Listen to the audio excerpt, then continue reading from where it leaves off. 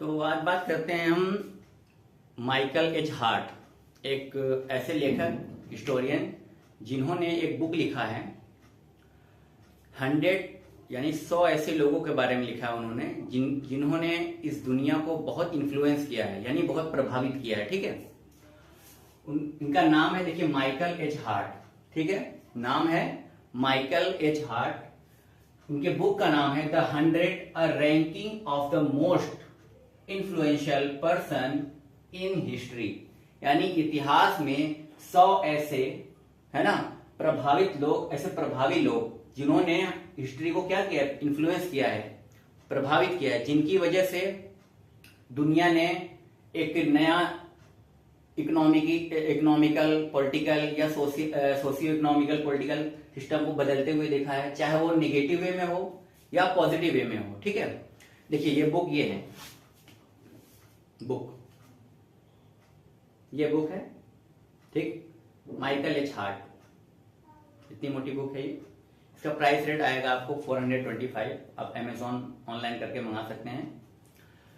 इस बुक को दिखाने का एक मेन मकसद ये था कि ये खुद क्रिश्चियन, यानी क्रिश्चियनिटी को फॉलो करने वाले थे। ठीक है, और क्रिश्चियनिटी को फॉलो करके, यानी जब हम किसी धर्म को, किसी रिलीजन को फॉलो करते हैं तो हमारा जो डिवोशन होता है, उसके प्रति जो हमारा समर्पण होता है ना, वो ज्यादा होता है, तो हम उसको सबसे ऊपर रखते हैं ना। लेकिन इन्होंने ऐसा नहीं किया है। इन्होंने अपने माइंड को किसी एक तरफ डाइवर्ट ना करके एकदम इक्वल रख के और देखा है कि किसकी वजह से दुनिया ने सबसे ज्यादा, यानी चेंजेस आए, पॉजिटिव वे में या निगेटिव वे में। और नंबर 1 पे इन्होंने उस शख्स को रखा, उस इंसान को रखा जिन्होंने सुप्रीमली सक्सेसफुल, है ना, पूरी तरीके से सफलता पाई, किसमें, रिलीजियस एंड सेक्युलर लेवल पे, यानी धार्मिक तौर पे भी और एक सेक्युलर लेवल पर भी, यानी लोगों को इक्वल नजर से देखना, सबको बराबरी का अधिकार देना। उस लेवल पर जिस शख्स को, जिस इंसान को इन्होंने पाया, उसको, यानी उस शख्स को, उस इंसान को इन्होंने अपने बुक में पहले नंबर पर रखा है।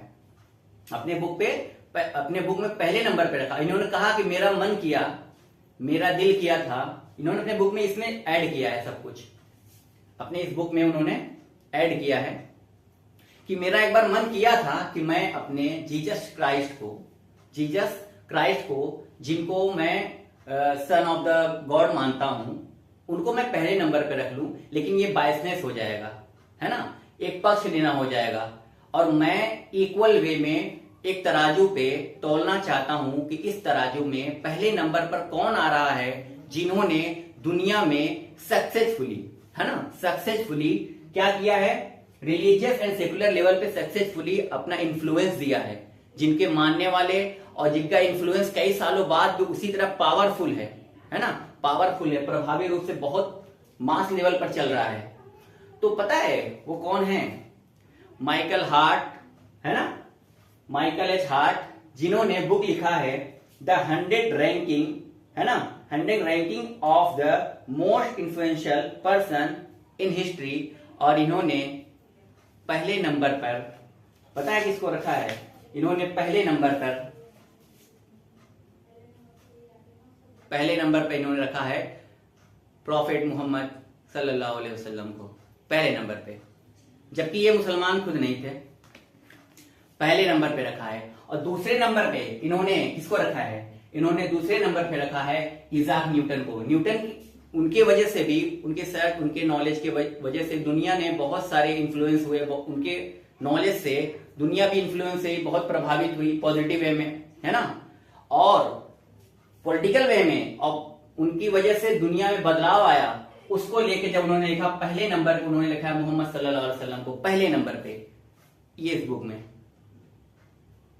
लिखने वाले कौन है, माइकल एच हार्ट, एक क्रिश्चियन, अपने आप को बीच में रखा है। उनका मन किया था कि मैं पहले नंबर पे जीसस क्राइस्ट को रखूं, लेकिन नहीं रखा। उन्होंने अपने आप को बायसनेस नहीं किया और एकदम इक्वल वे में रहकर उन्होंने पहले नंबर पे रखा है मोहम्मद सल्लल्लाहु अलैहि वसल्लम को। क्यों रखा है, उन्होंने जब पूरा सर्च किया, देखा, उन्होंने इसलिए रखा है कि उन्होंने ये पाया कि प्रॉफिट जो मोहम्मद है उन्होंने सुप्रीमली, यानी पूरी तरीके से सफलता पाई थी रिलीजियस एंड सेकुलर लेवल पे, यानी धार्मिक तौर पर भी और सेक्युलर रहे थे वो।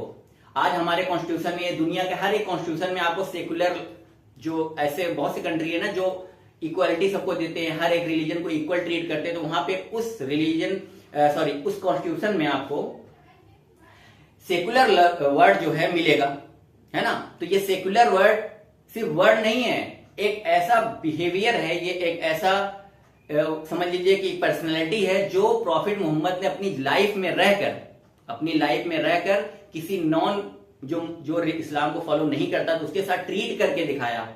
उसके बेस पर इन्होंने लिखा है कि रिलीजियस भी थे, वो बहुत रिलीजियस थे, लेकिन सेकुलर थे। सेकुलर ऐसे में कि किसी दूसरे धर्म वाले को टॉलरेट करते थे, है ना, उस पे अपना ये चीज थोपते नहीं थे वो। इसलिए उन्होंने लिखा है रिलीजियस एंड सेकुलर लेवल पे भी वो सबसे प्रभावी। और जब ये बुक लिखा गया था तब उनके दुनिया से जाने के 1300 साल हुए थे, ठीक है, जब ये बुक लिखा गया था। इसीलिए उन्होंने कहा कि 1300 साल हो गए, फिर भी 1300 साल हो गए, फिर भी उनकी दुनिया से जाने के बाद उनके रिलीजन को या उनके थॉट को या उनके बताए हुए रास्ते को आज भी पावरफुली एंड प्रोग्रेसिवली यानी व्यापक मास लेवल पर और बहुत पावरफुल तरीके से आज भी फॉलो किया जा रहा है। ये है उनके सक्सेस का राज, जो कि बहुत सी चीजें जब कोई अपने एकदम पीक लेवल पे होता है कोई भी चीज, तो उसको फॉलोअर उसके बहुत आ जाते हैं। जैसे वो नहीं होता या दुनिया से चला जाता है तो उसके फॉलोअर में थोड़ा सा गिरावट आ जाता है, ज्यादा बढ़ नहीं पाता। लेकिन जब ये दुनिया से गया उसके बाद आज भी तकरीबन 1450 साल होने वाले हैं, आज भी इनके फॉलोअर्स भी बढ़ रहे हैं और पावरफुल इतना है कि लोग उसको प्रैक्टिकली हर एक चीज को उनको फॉलो भी करने वाले बहुत हैं। इसलिए जब ये बुक लिखा गया तब 1300 साल हुआ था, 1300 साल हुआ था। तब उन्होंने ये कहा था कि 1300 साल हो गया उनके इस दुनिया से जाने के बाद भी आज भी पावरफुली एंड प्रोग्रेसिवली यानी मास लेवल पर उनको फॉलो करने वाले भी हैं और उन पर चलने वाले भी हैं, प्रैक्टिकली, सिर्फ मुंह से नहीं। तो ये था कि माइकल एच हार्ट ने अपने बुक में लिखा है, ये बुक आप मंगवा के देख सकते हैं। पहले नंबर पर आपको प्रॉफिट मोहम्मद, जो कि दुनिया के सबसे इन्फ्लुएंशियल पर्सन हैं, जिन्होंने दुनिया की हिस्ट्री को प्रभावित किया है, उन्होंने पहले नंबर पे रखा है इसको। दूसरे नंबर पे रखा है इसाक न्यूटन को और तीसरे नंबर पे रखा है जीसस क्राइस्ट को, जो कि हम जिनको ईसा मसीह कहते हैं या ईसा अलैहिस्सलाम कहते हैं। ठीक, अब देखिए ये बात इसलिए बनाया जा रहा, ये वीडियो इसलिए बनाया हमने और क्योंकि अभी कुछ दिन पहले हमारे यहाँ जो कि एक घटना घटी थी, या 12 रबीउल अव्वल के मौके पे एक लड़के ने, कुछ लोगों ने एक आई लव मोहम्मद करके कानपुर में एक पोस्टर बैनर लगा था, उनके ऊपर शायद केस वगैरह हो गया था। तो उसको लेकर इंडिया में सारे मुस्लिम्स ने उसको कंडेम करने के लिए आई लव मोहम्मद करके मतलब बहुत सपोर्ट किया इस चीज को कि जब हम अपने प्रॉफिट मोहम्मद सल्लल्लाहु अलैहि वसल्लम से मोहब्बत का इजहार कर रहे हैं तो ये एक क्राइम कैसे हो सकता है। क्योंकि एज अ मुस्लिम आपके लिए, कोई भी जो मुस्लिम है उसके लिए प्रॉफिट मोहम्मद का जो लेवल है वो ये है कि आपके लाइफ में आपके माँ बाप, बीवी, बच्चे, परिवार, घर, दौलत, रुपया, हर एक चीज से जो प्रॉफिट मोहम्मद है उनकी जो मोहब्बत है वो एकदम सबसे सुप्रीम लेवल पर होनी चाहिए। तो जाहिर सी बात है, अब सबसे सुप्रीम यानी माँ बाप से, लोग माँ बाप के मोहब्बत का इजहार करते हैं तो क्राइम नहीं होता, तो वो तो हमारे लिए माँ बाप से भी बढ़ के ऊपर है, हमारे बीवी बच्चों से बढ़ के ऊपर है। इसलिए सारे मुस्लिम ने इसका कंडेम किया और कहा कि अगर ये आई लव मोहम्मद कहना अपराध है तो ठीक है, हम अपराध करने के लिए तैयार हैं, क्योंकि उनसे मोहब्बत हर एक मुसलमान के ईमान का हिस्सा है। उससे मोहब्बत नहीं तो ईमान खत्म, मुसलमान हो ही नहीं सकता। इस वजह से, ठीक है। अब मैं इसको देखिए, हमारे कॉन्स्टिट्यूशन में इसको कहां पे लिखा गया है, राइट टू रिलीजन में, ठीक है। हम उसको देखते हैं कि हमारे कॉन्स्टिट्यूशन में भी हमें अपने रिलीजन को फॉलो करने का, उसको प्रोपेगेट करने का, उसके बारे में बताने का, प्रचार प्रसार करने का भी पूरा राइट दिया गया है हमारे कॉन्स्टिट्यूशन में। तो ऐसा कोई काम नहीं हो रहा है अल्लाह मोहम्मद करके जिससे हमारे कॉन्स्टिट्यूशन का कोई भी आर्टिकल वायलेट हो रहा है या संविधान का अपमान हो रहा है, ठीक है। तो हम देखते हैं कहां पे, देखिए फंडामेंटल राइट है, फंडामेंटल राइट आर्टिकल 12 to 35 है, ठीक है, यानी हमारे बुनियादी अधिकार है। संविधान के अंदर फंडामेंटल राइट हमारे बुनियादी अधिकार है, आर्टिकल 12 to 35।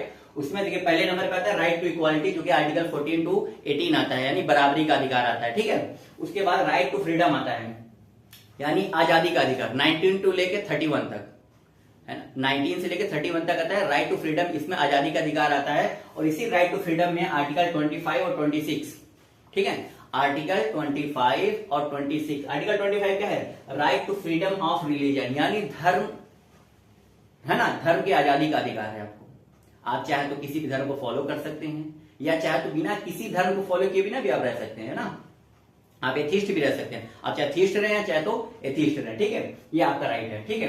अब देखिए right to freedom of religion article 25 है। ये आर्टिकल 25 क्या कहता है? कहता है इन्हें प्रोफेस करने का, प्रैक्टिस करने का और प्रोपेगेट करने का, यानी आप कोई रिलीजन चाहे तो फॉलो करिए, उसको प्रैक्टिस करिए, चाहे तो उसको प्रचार प्रसार करिए। बस उसमें कंडीशन ये है कि जो देश में, स्टेट में, है ना, जो लॉ एंड ऑर्डर है या कोई भी ऐसा चीज जो रूल ऑफ लॉ के अगेंस्ट जाए, आप वो नहीं कर सकते। यानी कोई भी कानून आप नहीं तोड़ेंगे, उसके अंडर में रह के आप अपने धर्म को मान सकते हैं, उसका प्रचार प्रसार कर सकते हैं, उसके बारे में लोगों को बता सकते हैं, ठीक है। अब इसी को लेके कि आई लव मोहम्मद कहने से न तो कोई रूल ऑफ लॉ वायलेट हो रहा है, न कॉन्स्टिट्यूशन का कोई आर्टिकल वायलेट हो रहा है, फिर भी उनको एज अ पनिशमेंट क्यों जेल डाला गया, उनके ऊपर केस क्यों किया गया है, ठीक है। क्योंकि हमारा आर्टिकल 25 क्या कह रहा है? Right to freedom of religion, ये कह रहा है ना कि हम कोई भी धर्म मान सकते हैं, उसको प्रोपेगेट कर सकते हैं, है ना, उसका प्रचार प्रसार कर सकते हैं, लोगों को बता सकते हैं। तो यानी जब हम आई लव मोहम्मद कहते हैं तो यानी हम अपने धर्म का प्रचार प्रसार कर रहे हैं, एक तरफ से प्रोपेगेट कर रहे हैं। तो ये तो हमारे आर्टिकल 25 के हिसाब से तो कोई वायलेशन है ही नहीं, है ना। इसकी वजह से लोग ज्यादा और नाराज है, क्योंकि हमारे कॉन्स्टिट्यूशन में धर्म की आजादी दी गई है, तो उसको हर किसी को आजादी है, हर एक जो भी यहाँ पे इंडिया में रहता है सबको धर्म की आजादी है, चाहे वो किसी भी धर्म को फॉलो करे, प्रोपेगेट करे। बस ये है कि रूल ऑफ लॉ जो है, कानून का जो राज है, उसको उल्लंघन न करे, उसको वायलेट ना करे, तोड़े ना, ठीक है। और आर्टिकल 26 क्या कहता है? Freedom to manage religious affairs, यानी जो धार्मिक मामले है ना, उसको मैनेज करने का भी पूरा राइट है आपको। धार्मिक कोई भी मामला है, आप खुद से उसको मैनेज भी कर सकते हैं, कोई भी इंटरफेरेंस नहीं करेगा उसमें, ठीक है। मैनेज भी कर सकते हैं, कोई रिलीजियस चैरिटी के लिए या फिर रिलीजियस स्कूल भी खोल सकते हैं, चाहे वो मूवेबल हो, इमूवेबल हो, कोई भी प्रॉपर्टी उसको एक्वायर कर सकते हैं, उसका मैनेजमेंट दे सकते हैं लॉ के अकॉर्डिंग, है ना। इंडिया का जो लॉ है उसके अकॉर्डिंग में रह के, लॉ के अंडर रह के आप ये अपने रिलीजन का काम कर सकते हैं। रिलीजियस चंदे पर, रिलीजियस पैसे पर टैक्स की भी छूट है।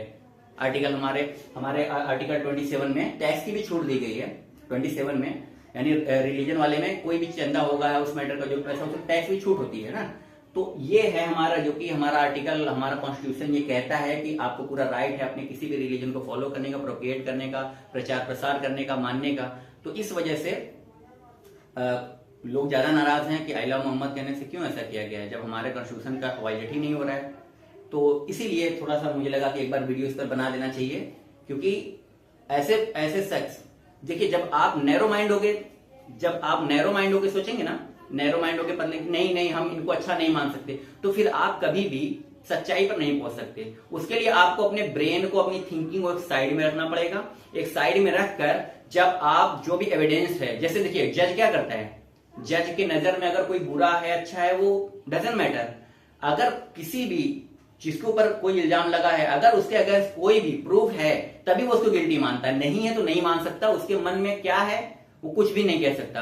उसी तरह हमें एज अ जज रहना चाहिए कि जो भी हमारे पास एविडेंस है, हिस्ट्री है, उसको जानकर फिर किसी के बारे में हम कोई भी थॉट बनाए कि हाँ ये सही है, गलत है। तो जो माइकल एच हार्ट है वो चाहते, तो वो खुद कह रहे हैं कि मेरा मन कहा, क्योंकि मैं क्रिश्चियन हूं, मैं ईसा मसीह को बहुत मानता हूं, तो मेरा मन कहा कि मैं पहले नंबर पर उनके रखूं, लेकिन ये बायसनेस हो जाता है ना। तो मैं पहले नंबर पे उस शख्स को रखना चाहता था जिन्होंने इस दुनिया को वाकई में इन्फ्लुएंस किया है। और मेरे बुक का नाम है कि 100 मोस्ट इन्फ्लुएंशियल पर्सन, यानी जिसने हिस्ट्री को इन्फ्लुएंस किया है, प्रभावित किया है। इन्होंने ग्रेट नहीं कहा है, किसी को ग्रेट नहीं कहा है। ग्रेट कहेंगे तो हर किसी का अपना अपना ग्रेटनेस होता है, इसीलिए इन्होंने ग्रेट नहीं कहा है। इन्होंने कहा मैं किसी को ग्रेट नहीं कहना, मैं सिर्फ ये कहना जो किन्होंने या किस ऐसे शख्स ने इस दुनिया को नेगेटिव वे में या पॉजिटिव वे में सबसे ज्यादा इन्फ्लुएंस किया है, सबसे ज्यादा प्रभावित किया है, ठीक है। तो इस पर ये था वीडियो। अगर किसी को कुछ डाउट रहे इस पे, अगर बुक के बारे में कि हाँ ये गलत है, तो आप ये बुक जो है ऑनलाइन मंगा कर देख सकते हैं, ठीक है। माइकल एच हार्ट ने 100 इन्फ्लुएंशियल पर्सन का एक पूरा हिस्ट्री वाला बुक लिखा है उनकी लाइफ के बारे में, ठीक है। Thank you.